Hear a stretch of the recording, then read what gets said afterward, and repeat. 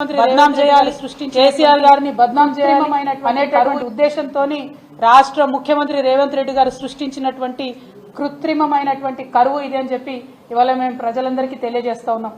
మీకు అనుభవ రాహిత్యం ఉంది, మీకు అవగాహన రాహిత్యం ఉంది కాబట్టే కాళేశ్వరం నుంచి మీరు చెరువులు నింపలేకపోయినరు, కాలువలు నింపలేకపోయినరు, నీళ్లు ఇవ్వలేకపోతా ఉన్నారు.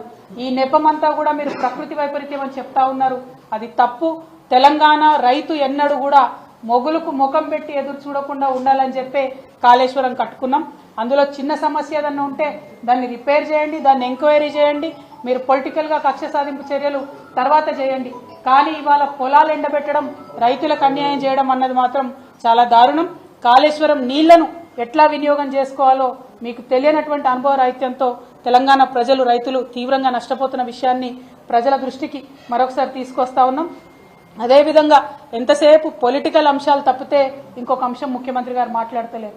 ప్రజలు, అభ్యున్నతి, అభివృద్ధి, రాష్ట్రము, ప్రగతి ఈ విషయాలన్నీ పక్కన పెట్టి ఎంతసేపు పార్లమెంట్ ఎన్నికల నేపథ్యంలోనే ముఖ్యమంత్రి గారు మాట్లాడుతూ ఉన్నారు. మరి ఈ నేపథ్యంలోనే ముఖ్యమంత్రి గారిని ప్రశ్నిస్తూ ఉన్నాం.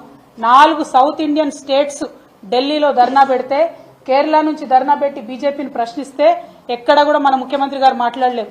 కర్ణాటకలో వాళ్ళ కాంగ్రెస్ ప్రభుత్వమే ఉంది, వీళ్ళు ఢిల్లీకి పోయి ధర్నా చేసినా కూడా ఆనాడు మాట్లాడలేదు. తమిళనాడు ముఖ్యమంత్రి గారు సౌత్ ఇండియన్ ట్యాక్స్ అంతా సౌత్ ఇండియాకే రావాలి, ట్యాక్స్ డెవల్యూషన్ లో సౌత్ ఇండియన్ స్టేట్స్ కి అన్యాయం జరుగుతుందంటే కూడా ఈ ముఖ్యమంత్రి గారు ఎన్నడూ మాట్లాడలేదు. అన్నిటికన్నా ఎక్కువ మొన్న బడ్జెట్ లో మన రాష్ట్రానికి ₹1 రాకపోయినా కూడా ప్రధానమంత్రి గారి మీద ఈ ముఖ్యమంత్రి గారు మాట్లాడలేదు. మీరు పొలిటికల్ గా రాష్ట్రానికి అన్యాయం చేస్తున్నారు, అవగాహన లేక రైతులకు పొలాలు ఎండబెడతా ఉన్నారు. చాలా దారుణమైనటువంటి ఒక మహిళలంటే నిర్లక్ష్య వైఖరితోని మహిళలకు ప్రభుత్వ ఉద్యోగ అవకాశాల్లో గండి కొడతా ఉన్నారు. మరి ఈ వైఖరిని అంతా కూడా మేము ప్రజల ముందు స్పష్టంగా ఎత్తి చూపుతాం. మేము రేపటి నాడు మార్చి 8 నాడు పర్మిషన్ అడుగుతా ఉన్నాం ధర్నా చేయడానికి. మీరు చెప్పిన చాలా మాటలు చెప్పిరు, మా ప్రజాపాలనలో ఎవరన్నా ఎక్కడికన్నా పోవచ్చు, ధర్నాలు చేసుకోవచ్చు, పర్మిషన్ ఇస్తామని చెప్పినారు. మరి ఇవాళ మీరు అన్న మాట నిజమైతే రేపు మాకు పర్మిషన్ ఇవ్వండి. ఇట్స్ ఎ పొలిటికల్ మీటింగ్, శాంతియుతంగా పొద్దు నుండి సాయంత్రం వరకు కూర్చుంటాం, ప్రజలకు జరుగుతున్నటువంటి అన్యాయాన్ని వివరించి చెప్పేటటువంటి ప్రయత్నం చేస్తాం. ప్రజలకు అర్థమై మాకు మద్దతు ఇస్తేనే రేపటి నాడు అంశాలు ఉంటాయి తప్పితే ఇంకోటి కాదు. కాబట్టి మీరు తప్పు చేయలేదు అంటే GO3 కరెక్ట్ అని మీరు విశ్వసిస్తే పర్మిషన్ ఇవ్వాల్సిందిగా మేము ప్రభుత్వాన్ని విజ్ఞప్తి చేస్తా ఉన్నాం. Thank you. జై తెలంగాణ. పర్మిషన్ ఇవ్వకపోయినా వెళ్లేటటువంటి ప్రయత్నమే చేస్తాం ధర్నా చౌక్ కి. ఎందుకంటే ధర్నా చౌక్ అనేటటువంటిది ఓపెన్, యాక్చువల్గా పర్మిషన్ కూడా అవసరం లేదని ఒకప్పుడు చెప్పారు.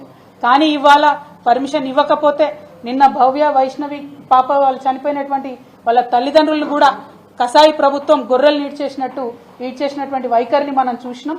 మరి మేమేదో పొలిటికల్ గా స్టంట్ చేసి, డ్రామా చేసి ఇందిరా పార్క్ దగ్గరకు పోయి అరెస్ట్ అవ్వాలనుకుంటలేము. మీరు ధైర్యం ఉంటే పర్మిషన్ ఇవ్వండి, అక్కడ కూర్చుంటాం, మార్నింగ్ 11 to ఈవినింగ్ 4 కూర్చుంటాం, విస్తారంగా ప్రజలకు వివరించి చెప్పేటటువంటి ప్రయత్నం చేస్తాం. పొలిటికల్ ఎరీనాలో ఫ్రీడమ్ ఆఫ్ స్పీచ్ ఉంటుందని చెప్పి మీరు వచ్చినారు కాబట్టి మీరు అడిగిందే మేము మిమ్మల్ని అడుగుతా ఉన్నాం. రేపు భారత్ జాగృతికి ధర్నాకి పర్మిషన్ ఇవ్వవలసిందిగా మరొకసారి ప్రభుత్వాన్ని డిమాండ్ చేస్తాం.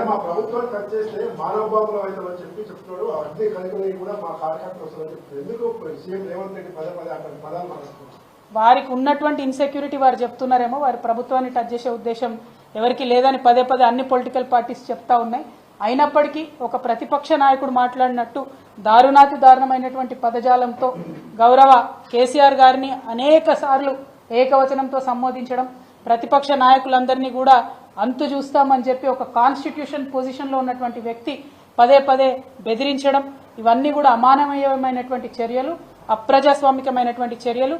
నిజంగా పోలీసు ఈ రాష్ట్రంలో ఫ్రీడంతో పనిచేస్తే ఇప్పటికే ఈ ముఖ్యమంత్రి మీద 100 కేసులు ఉండాలి. కానీ అమాయకుల మీద కేసులు పెడతా ఉన్నారు, ప్రభుత్వ పెద్దలు బెదిరిస్తా ఉన్నారు.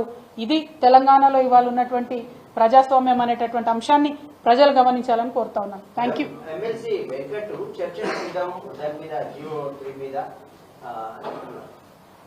ప్రభుత్వం రేపు పర్మిషన్ ఇస్తే దానిలో ఉన్న లోటుపాట్లన్నీ కూడా తప్పకుండా వివరిస్తాం ప్రజలకు.